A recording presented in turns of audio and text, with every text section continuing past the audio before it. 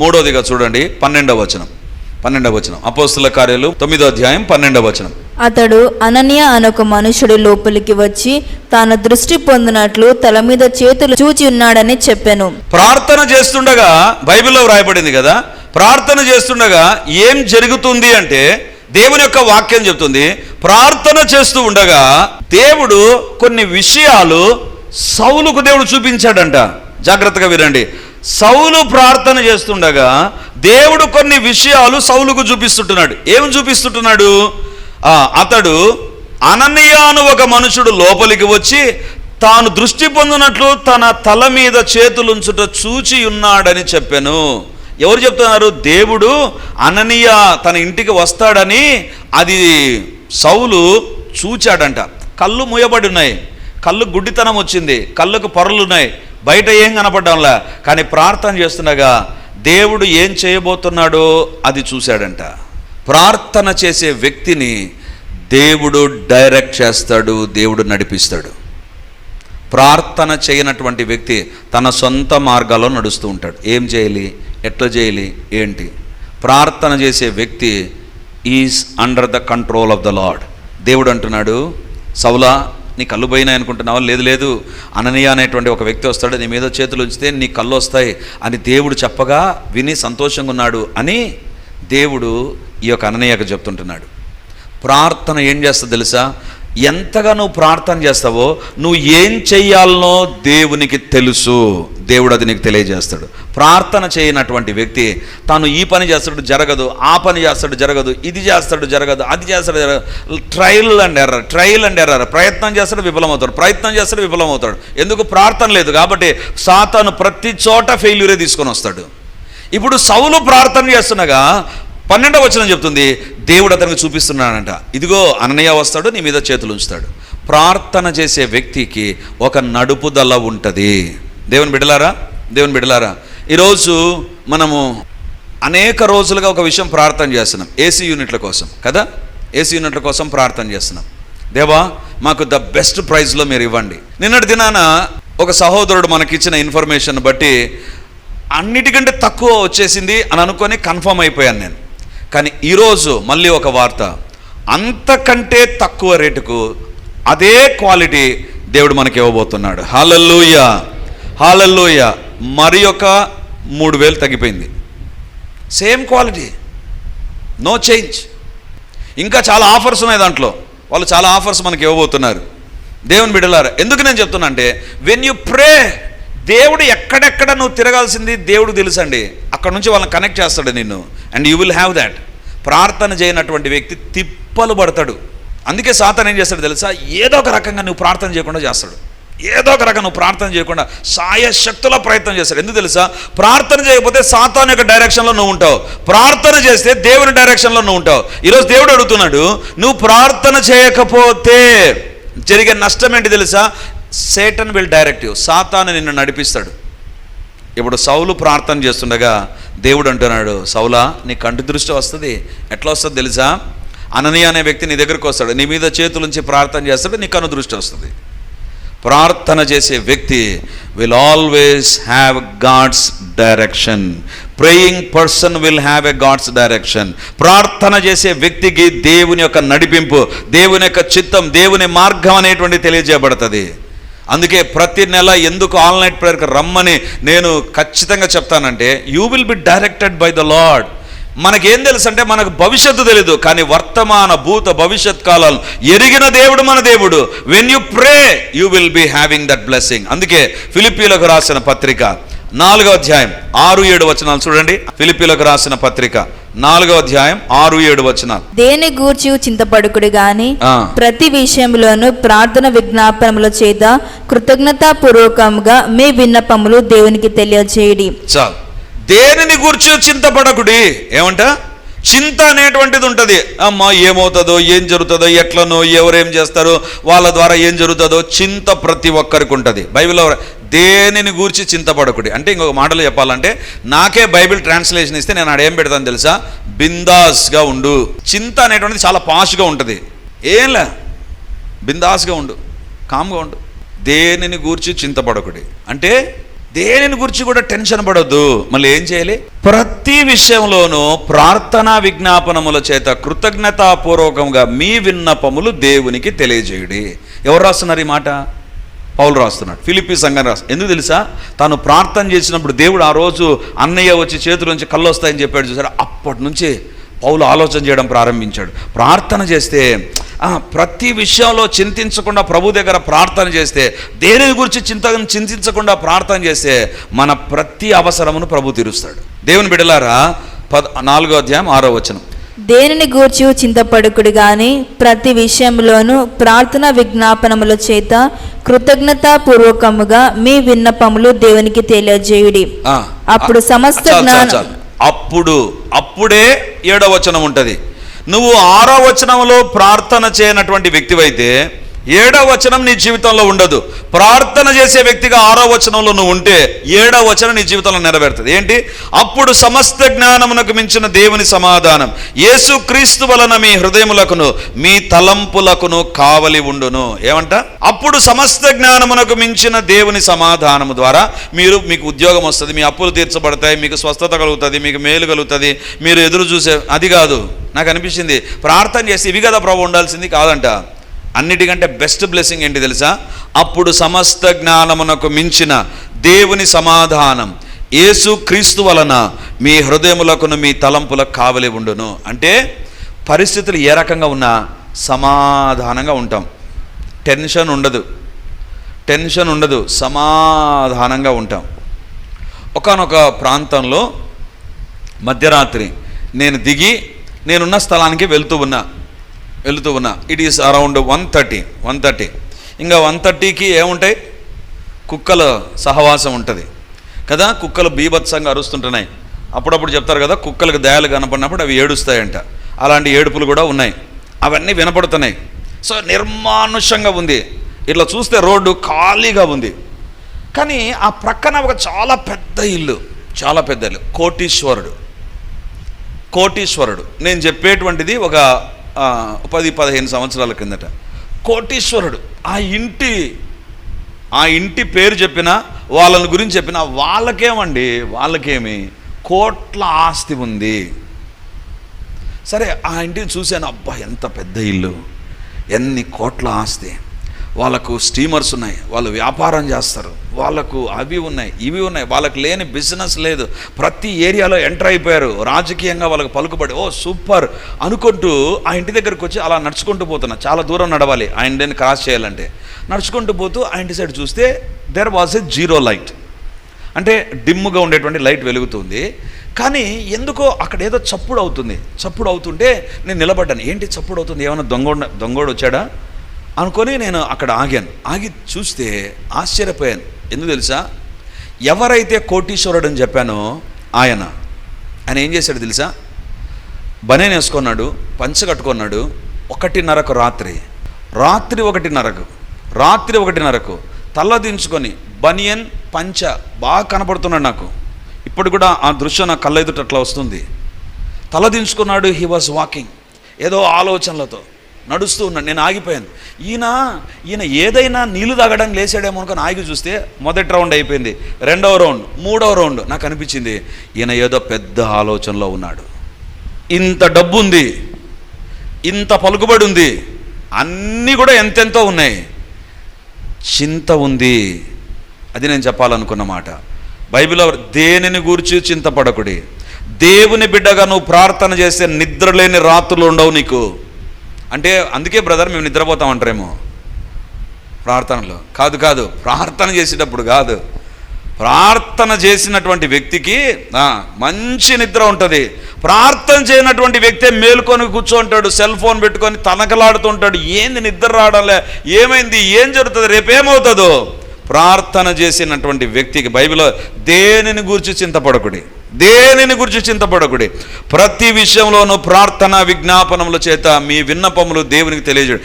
అప్పుడు సమస్త జ్ఞానమునకు మించిన దేవుని సమాధానం మీ తలంపులకును మీ హృదయానికి కావలి ఉంటుంది. అంటే ఏదైనా ఒకటి వచ్చి నీ తలంపులు డిస్టర్బ్ చేయాలంటే ఈ ప్రార్థన పవర్ ఏం చేస్తుంది తెలుసా? నిన్ను కాపాడుతుంది కదా నీ తలంపులను. ఇంక ఏమవుతుందంటే నథింగ్ టు వరీ. అది ఏం చేయదు నీ జీవితాన్ని. ఈరోజు దేవుడు మనతో మాట్లాడుతున్నాడు. నీ జీవితంలో నువ్వు ప్రార్థన చేయకపోతే చాలా ఎక్కువగా చింతించే వ్యక్తిగా ఉంటావు. ప్రార్థన చేయకపోతే నిద్రలేని రాత్రులు ఉంటాయి. ప్రార్థన చేయనటువంటి వ్యక్తివైతే you will be bombarded with the tensions and anxieties. భయంకరమైన వాటితో నువ్వు సతాయించబడతావు. దేవుని బిడ్డలారా, ఈరోజు దేవుడు అడుగుతున్నాడు, మనులు మాణిక్యాలున్నా మేడ మిద్దెలు ఎన్నున్నా మదిలో యేసుప్రభు లేకపోతే మొత్తం గుండుసున్నా.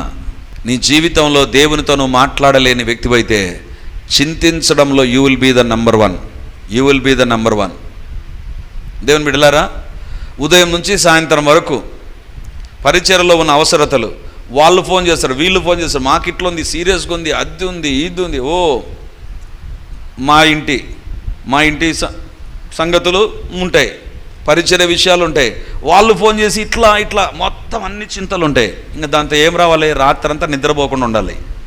పడుకున్నానా సుఖమైన నిద్ర ఉంటుంది నాకు. ఎందుకు తెలుసా?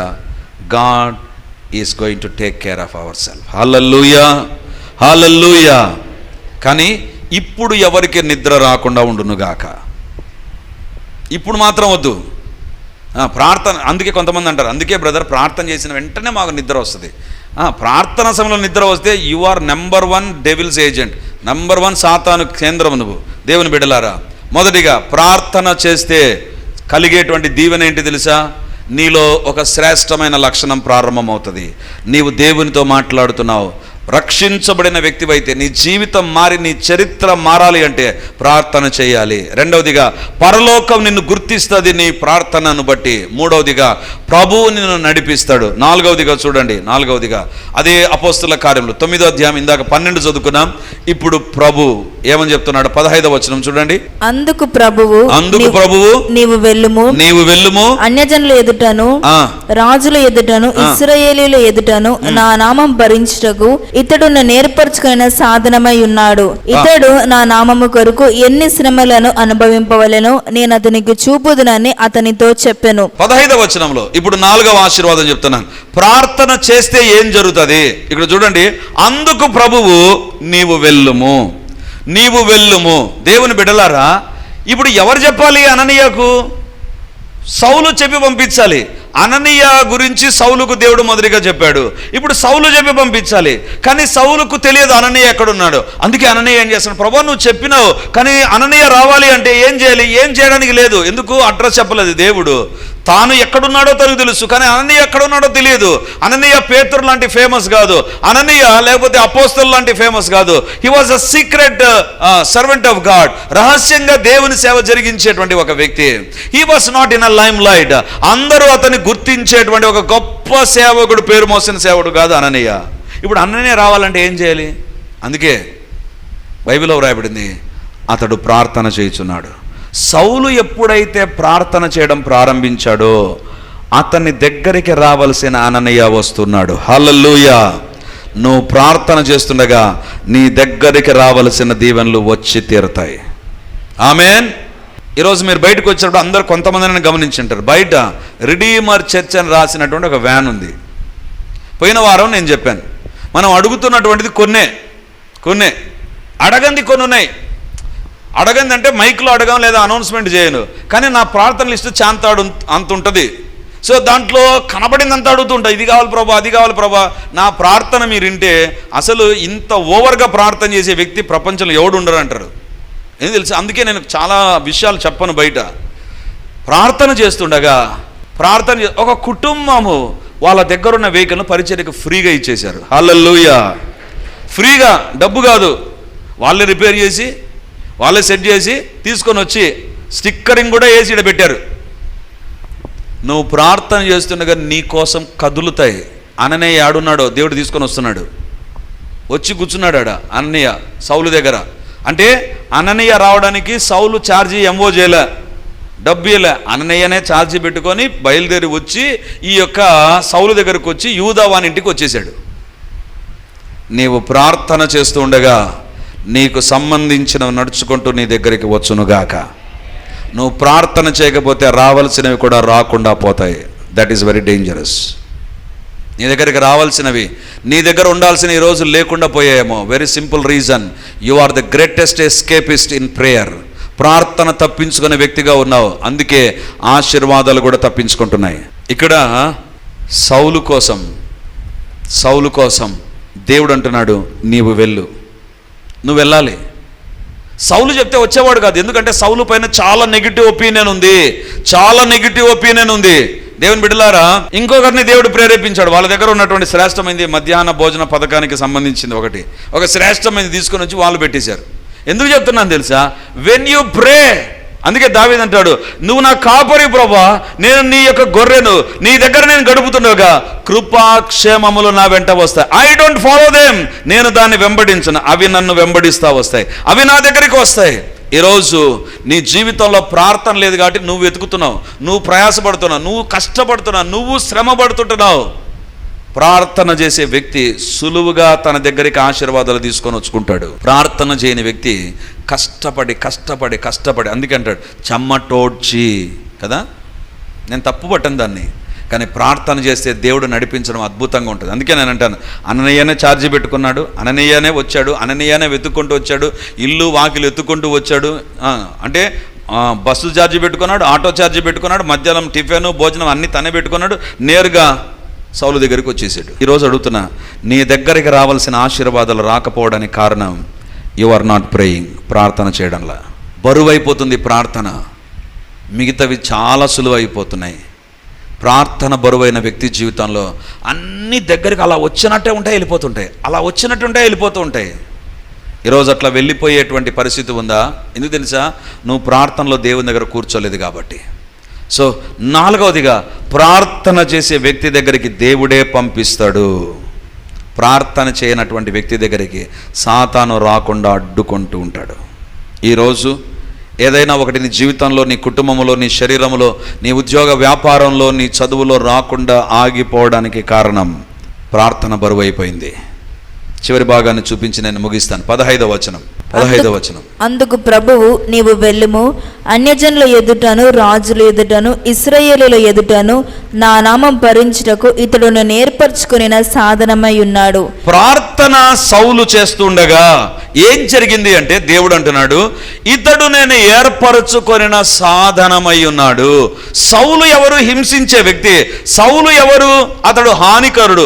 సౌలు ఎవరు? దూషించే వ్యక్తి, హత్య చేసేటువంటి వ్యక్తి. కానీ ఇప్పుడు అవన్నీ తొలగిపోయినాయి, ఒక సాధనంగా తయారు చేయబడ్డాడంట. ఎవరు తయారు చేశారు? ఎవరి ట్రైనింగ్ సెంటర్కి వెళ్ళాడు? ఏ బైబిల్ కాలేజ్కి వెళ్ళాడు? ఎవరి దగ్గర తరబితి తీసుకున్నాడు? He was a praying person. నీవు ప్రార్థన చేసే వ్యక్తివైతే నీవు ఒక సాధనంగా మలచబడతావు. చాలామంది ఏమనుకుంటారంటే, దేవుడు నన్ను ఎందుకు వాడుకోవడం లేదు తెలుసా? నీకు అన్నీ ఎక్కువ, ప్రార్థన తక్కువ. ప్రార్థన నీ జీవితంలో ఉంటే దేవుడే నిన్ను వాడుకుంటాడు. నువ్వు వెతకాల్సిన పనుల. ఎవరు వాడుకుంటారు, ఎట్లా ప్రార్థన చేసే వ్యక్తిని దేవుడు అంటున్నాడు, నేను ఎక్కడెక్కడ వాడుకుంటాను తెలుసా? చూడండి 15వ వచనం. అందుకు ప్రభు, నీ వెళ్ళుము, అన్యజనుల ఎదుటను, దట్ ఈస్ నంబర్ 1, రాజుల ఎదుటను ఇశ్రాయేలీయుల ఎదుటను నా నామం భరించుటకు ఇతడు నేను ఏర్పరచుకొనిన సాధనమై ఉన్నాడు. ఇప్పుడు చెప్పండి, సౌలు యొక్క ఫ్యూచర్ను సౌలు డిజైన్ చేశాడా, దేవుడు డిజైన్ చేశాడా? దేవుడే చెప్తున్నాడు. సౌలు ఎవరు తెలుసా? ఇతడు అన్యజనుల ఎదుట నిలబడతాడు. అంటే యెరూషలేములో కాదు, బయట చాలా ప్రాంతాలకు వెళ్ళి సేవ చేస్తాడు, రాజుల దగ్గరికి వెళ్తాడు, ఇశ్రాయేలు ఎదుట సేవ చేస్తాడు. God is planning his future. ప్రార్థన చేసే వ్యక్తి యొక్క భవిష్యత్తును దేవుడు డిజైన్ చేస్తాడు. ప్రార్థన చేయని వ్యక్తి యొక్క భవిష్యత్తును సాతాను డిజైన్ చేస్తాడు. సాతాను డిజైనింగ్ లో ఉన్నావా, దేవుని డిజైనింగ్ లో ఉన్నావా అనే ప్రశ్న వేసుకుంటే ప్రార్థన చేస్తున్నావా లేదా? That's enough. నువ్వు ప్రార్థన చేయనటువంటి వ్యక్తివైతే గుర్తుంచుకో, Satan will plan so many things for you. ప్రార్థన చేసేటువంటి వ్యక్తి కొరకు దేవుడు ప్రణాళికలు సిద్ధం చేస్తాడు. దేవుని యొక్క ప్రణాళికలు రెడీ అయిపోతాయి. ఈరోజు దేవుడు మనతో మాట్లాడుతుంటున్నాడు.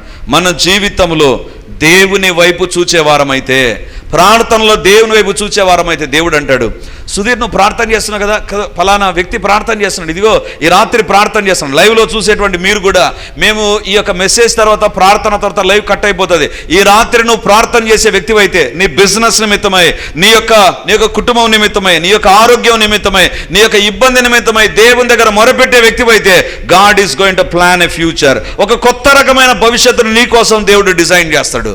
నీ కోసం దేవుని యొక్క డిజైనింగ్ స్టార్ట్ అయిపోతుంది. దేవుని బిడ్డలారా, మన డిజైనింగ్ మనం చేసుకున్నామా, వేరొకడు చేశాడా, మునిగిపోయేటువంటి నావగా ఉంటాం మనం. ముంచేస్తారు మనల్ని. వాళ్ళు అంటారు, బ్రదర్ మేమున్నాం, నేను సాయం చేస్తాం, మేముంటాం మీకు తోడుగా, మేము మీ పార్ట్నర్గా ఉంటాం. ముంచేస్తారు. ప్రార్థన చేసే వ్యక్తికి ప్రభువే పార్ట్నర్, ప్రభువే డిజైనర్. ప్రభువే పార్ట్నర్, ప్రభువే డిజైనర్. అందుకోసమే ప్రార్థన చేయాలి మనం. ఈరోజు దేవుడు అడుగుతుంటున్నాడు, ఆర్ యు ప్రేయింగ్? ప్రార్థన చేస్తున్నావా? ప్రార్థన కంటే పనులు ఎక్కువైపోయా? ప్రార్థన కంటే బిజీగా మారిపోయావా? ప్రార్థన కంటే వేరొకటి ఎక్కువైపోయిందా? ఈరోజు దేవుడు అడుగుతుంటున్నాడు, స్టార్ట్ ప్రేయింగ్. ప్రార్థన చేయడం ప్రారంభించు. నువ్వు ప్రార్థించే వ్యక్తివైతే God is going to design your future. దేవుడు నీ భవిష్యత్తును ఆయన రూపుదిద్దుతాడు, ఆయన రూపుదిద్దుతాడు. దేవుని బిడ్డలారా, ఇప్పుడు నాకు చెప్పండి, దేవుడు ఏమన్నాడు ఇక్కడ? ఏమన్నాడండి? ఇతడు నేను ఏర్పరచుకొనిన సాధనమైన. ఏం సాధనమంట? అన్యజనుల ఎదుటను, రాజుల ఎదుటను, ఇశ్రాయేలు ఎదుటను నా నామం భరించుటకు నేను ఏర్పరచుకొనిన సాధనం. మరొకసారి చదువుతాను. అన్యజనుల ఎదుటను, రాజుల ఎదుటను, ఇశ్రాయేలు ఎదుటను నేను ఏర్పరచుకొనిన సాధనం. ఈ 15వ వచనంలో సౌలు పౌలుగా మారి పత్రికలు రాస్తాడని ఉందా? లేదు. మళ్ళీ పౌలు రాశాడే. 9వ అధ్యాయం ప్రార్థనకు ఇది జవాబు. సౌలు పౌలుగా మారి ఇంకా ఎల్లప్పుడూ ప్రార్థన చేయడానికి ప్రార్థనలో గడిపినటువంటి సౌలు చెరసాలలో ఉన్నప్పుడు ప్రార్థన, సముద్ర ప్రయాణములో తుఫానుకు ఓడ విరిగినప్పుడు ప్రార్థన, ప్రార్థన ప్రార్థన ప్రార్థన చేస్తుండగా దేవుడు అనుకున్నాడు, ఇంకా నీ ఫ్యూచర్ను డిజైన్ చేస్తా. అందుకే పౌలు పత్రికలు రాశాడు. ఈరోజు బైబిల్లో ఉన్నాయి. నువ్వు ఎంతగా ప్రార్థన చేస్తే అంతగా నీ ఫ్యూచర్ విషయంలో దేవుడు ప్లానింగ్ కలిగి ఉంటాడు. చాలా సందర్భాల్లో ప్రార్థన ప్రక్కన పెట్టి కూర్చొని ఆలోచన చేస్తాం, ఏం చేయాలి, నెక్స్ట్ ఏం చేయాలి. ఏముండదు, ఈ చేయి ఇక్కడ పెట్టుకుంటావు, ఇంకొకసారి ఈ చేయి పెట్టుకుంటావు, ఇంతే తప్ప ఇంకేం జరగదు. వెన్ యూ ప్రే, నువ్వు ప్రార్థన చేసే వ్యక్తివైతే నీ జీవితంలో దేవుని కార్యాలు జరుగుతాయి. హల్లెలూయా. అది నీ కుటుంబ విషయంలోనైనా, అది నీ ఆరోగ్య విషయంలోనైనా. When God designs, finish. సాతాను ఏం చేశాడు తెలుసా? ఈ సౌలును అడ్డుకోవడానికి 1,00,000 ప్రయత్నాలు చేశాడు. అవి ఇవి దెబ్బలు అన్నీ వచ్చాయి. కానీ సౌలు యొక్క డిజైనింగ్ దేవుడు డిజైన్ చేశాడు, మారలా. ఈరోజు ప్రార్థనలో ఉన్నటువంటి ఆధిక్యతలు ఇవి. ప్రార్థన మన జీవితంలో ఎంతగా ఉంటుందో అంతగా నీవు ఒక శ్రేష్టమైన వ్యక్తిగా తయారవుతావు. ప్రార్థన నీ జీవితంలో లేకపోతే, కొంచెం ప్రార్థన చేసుకున్నావా? చాలా నెలల కిందట ఒక వ్యక్తి యొక్క ఇంటర్వ్యూ, నేను ఎందుకు యూట్యూబ్ ఆన్ చేస్తే ఆ వ్యక్తి యొక్క వీడియో ఆడ ప్లే అవుతుంది. ఏంటి ఆ వీడియో అంటే, ఒక ఆయన భూమి మీద పొలంలో కింద పండుకొని ఇలా మనును జరుపుతూ ఉన్నాడు. నాకు చూసి భలే ఆశ్చర్యం వేసింది. ఎవరైనా పొలంలో గడ్డపారు తీసుకొని లేకపోతే నారు నాటుతూ ఇలా ఉంటారు. ఈయనంటే పండుకొని ఇంకా కృష్ణుడు పడుకుంటారు చూసారా, ఇట్లా చేయబెట్టుకొని అలా కింద పడుకొని అక్కడ ఉన్న మనును జరుపుతూ ఉన్నాడు. నాకు వెంటనే ఆ వీడియో ఫుల్ స్క్రీన్ తీసుకొని వినడం ప్రారంభించా. ఏం చేస్తున్నాడు ఆయన అంటే, 1 సంవత్సరం నుంచి ప్రకాశం జిల్లా నుంచి ఎక్కడ ఆయన పడుకున్నాడో వాటికి వచ్చాడంట. వచ్చి 1 సంవత్సరం నుంచి ఆ భూమిపైన వెతుకుతున్నాడంట. ఏం వెతుకుతున్నాడు? ఎవరో చెప్పారంట, ఇక్కడ పాతకాలం రాజులు పడేసిన నాణ్యాలు, బంగారు ముక్కలు ఉన్నాయి అని చెప్పారంట. కాబట్టి మనోడు ఏం చేస్తున్నాడు తెలుసా? ప్రతిరోజు ఉదయాన్నే భార్యాభర్త ఇద్దరు అన్నం గిన్నం రెడీ చేసుకొని పోయి ఆడ పడుకొని మన ఇంట్లో జరుపుతూ ఉంటే అంత చిన్నది ఏదో ఒకటి దొరికిందంట. దొరికితేనే అనిపించిందంట, అబ్బా ఇంకా దొరికింది అని దాన్ని పక్కన పెట్టుకున్నారు. అప్పుడు ఈ ప్రెస్ రిపోర్టర్ అడుగుతున్నాడు. ఏమని అడిగాడంటే, అయ్యా ఎన్నొచ్చాయి నీకు? 1 సంవత్సరం నుంచి ఎదుగుతున్నావు కదా, ఎన్నొచ్చాయి అని అడుగుతావేంటి? నేను ఏం చేస్తున్నా, మన్నును జరుపుతున్నా. ఈ మన్నును కొంచెం జరుపుతూ ఉంటే 10 చిన్న ముక్కలు దొరికినాయంట అని ఆయన ఏమన్నాడు తెలుసా? ఎవ్వరు కూడా ఇక్కడికి రావద్దు, నేను వచ్చి కర్మగాలిడు ఉన్నా, ఎవ్వరు రావద్దు, బంగారం లేదు ఏమి లేదు, మన్ను తప్ప ఏం దొరకడంలే. ప్రార్థన చేయనటువంటి వ్యక్తి ప్రయాస అదే రకంగా ఉంటుందేమో నాకు అనిపించింది. మన్ను దొరుకుతుంటుంది, ఎంత కావాలంటే అంత మన్ను దొరుకుతుంటుంది, బంగారం దొరకలా. ఇక్కడ దేవుడు అంటున్నాడు, ఇతడు నేను ఏర్పరచుకొనిన సాధనం, నేను వాడుకుంటా, ఇతన్ని నేను ఉపయోగిస్తా, నేను ఇతన్ని నా సేవలో వాడుకుంటా. ఈరోజు దేవుడు అడుగుతున్నాడు, your blessings, your future, everything is on your knees. నీ మోకాళ్ళపైనే ఉంటుంది. నువ్వు ప్రార్థన చేసే వ్యక్తివైతే ఇవన్నీ నీ జీవితంలో ఉంటాయి. ప్రార్థన చేయనటువంటి వ్యక్తిని పరలోకం గుర్తించడు. ప్రార్థన చేసేటువంటి వ్యక్తే మారు మనసు పొందిన వ్యక్తిగా ఒక సూచనగా ఉంటుంది. ప్రార్థన చేసే వ్యక్తి కోసం దేవుడు పంపిస్తాడు. ప్రార్థన చేసే వ్యక్తి కోసం దేవుడే ప్లాన్ చేస్తాడు, డైరెక్ట్ చేస్తాడు. ఈరోజు దేవుడు అడుగుతున్నాడు, ఇవన్నీ నీ జీవితంలో లేవా? అలాగైతే you are not praying properly. నువ్వు సరిగా ప్రార్థన చేయడం లేదు, ప్రార్థనకు ప్రాధాన్యత లేదు, ప్రార్థన దూరం అయిపోయింది, ప్రార్థన తగ్గిపోయింది, ప్రార్థనకు విలువ లేదు, ప్రార్థనకు స్థానం లేదు. ఈరోజు మన కుటుంబాల్లో పరిస్థితులు ఈ రకంగా ఉండడానికి కారణం, మన ఆరోగ్యము, మన ఆర్థిక పరిస్థితులు మారిపోవడానికి కారణం మనం ప్రార్థన వదిలేసాం. ఈరోజు దేవుడు అంటున్నాడు, కమ్ బ్యాక్, ప్రార్థనకు వస్తాం. ఈరోజు నువ్వు ఇక్కడ సమయాన్ని సద్వినియోగం చేసుకుంటూ ప్రార్థన చేస్తుంటే దేవుడు నీ పైన తన దృష్టి ఉంచునుగాక, నీ జీవితంలో తన కార్యాలు జరిగించునుగాక, నిన్ను మార్చునుగాక, నన్ను మార్చునుగాక. ఈ లైవ్ చూస్తున్న వారి జీవితంలో కూడా దేవుని ఆత్మ కార్యములు జరుగునుగాక. మీలో కూడా ఈ రాత్రి ప్రార్థన ఆత్మ పనిచేయునుగాక. హల్లెలూయా. దేవుని అడుగుదాం, ప్రభువా ప్రార్థన నాకు నేర్పించు ప్రభువా. రాత్రి వేళ పౌలు ప్రార్థన చేశాడు కదా, అపోస్తుల కార్యంలో 16:25 చెరసాలలో ఉన్నాడు, ప్రార్థన చేశాడు. మన జీవితంలో ప్రార్థన చేసే వ్యక్తులమైతే నీ జీవితంలో క్రీస్తు ప్రభు యొక్క సారూప్యములోనికి మార్చబడతాం. దేవా, మీ శిలువ రక్తం మమ్మల్ని కడుగునట్లుగా సహాయం చేయండి నాయన. మీ బలమైన ఆత్మ కార్యములు జరుగునుగాక. యేసయ్యా, మమ్మల్ని రక్షించండి. మా శరీరములను, మా హృదయాన్ని, మా తలంపులను దేవా మమ్మల్ని క్షమించండి. మీ రక్తముతో కడగండి ప్రభువా. దేవా, ఇది మొదలుకొని మాలో సమయం దొరికినప్పుడెల్లా తండ్రి మొర్ర పెట్టుదుముగాక, ప్రార్థించుదుముగాక, విజ్ఞాపన చేయుదుముగాక, ఏకీభవించే ప్రార్థనలు ఉండునుగాక. నాయనా, మీరే మమ్మల్ని దర్శించండి నాయనా. అంధకార శక్తులను మీరు బంధించండి నాయనా. తండ్రి, మేము ప్రార్థన చేసినప్పుడెల్లా దేవుని కార్యములు జరుగునట్లుగా కృప కలుగునుగాక. మేము ప్రార్థన చేయకుండా మాకు వ్యతిరేకంగా పనిచేసే అంధకార శక్తులను, అపవిత్రాత్మ క్రియలను యేసు నామమున ఇప్పుడు లయపరుస్తున్నాం ప్రభువా. దేవా, మేము ప్రార్థన చేస్తుండగా గొప్ప కార్యములు ఈ రాత్రి జరుగునుగాక. మా ప్రతి ప్రార్థనకు జవాబులు మేము చూచుదుముగాక, శ్రేష్టమైన జవాబులు మేము పొందుకొందుముగాక.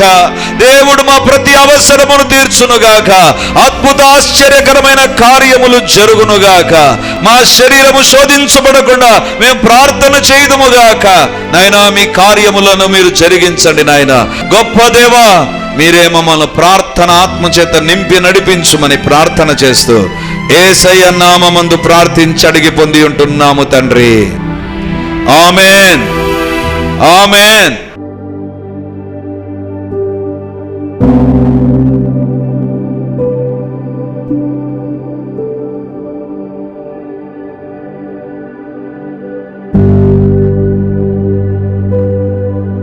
Praise the Lord. యేసుక్రీస్తు పరిశుద్ధ నామందు మీ ఒక్కొక్కరికి మా వందనాలు తెలియజేస్తుంటున్నాను. రిడీమర్ చర్చిలో మొదటి ఆరాధన 8 గంటలకు ప్రారంభమవుతుంది, రెండవ ఆరాధన 10 గంటలకు ప్రారంభమవుతుంది, మూడవ ఆరాధన సాయంత్రం 7 గంటలకు ఉంటుంది. దేవుని బిడ్డలారా, ఎవరైనా ఉదయం ఆయా పనులు కలిగి రెండవ ఆరాధనలకు రాలేకపోతున్నారని భావించి ఈ యొక్క మొదటి ఆరాధన ప్రారంభిస్తున్నాం. సో ఈ యొక్క అవకాశాన్ని సద్వినియోగం చేసుకొని దేవుని యొక్క సన్నిధికి వచ్చి దైవ దీవెనలు మీరు పొందాలని కోరుతున్నాం. మొదటి 2 ఆరాధనలు మాత్రమే ప్రభు బల్ల ఉంటుంది కాబట్టి సిద్ధపడి దేవుని సన్నిధికి రమ్మని మిమ్మల్ని కోరుతూ ఉన్నాను.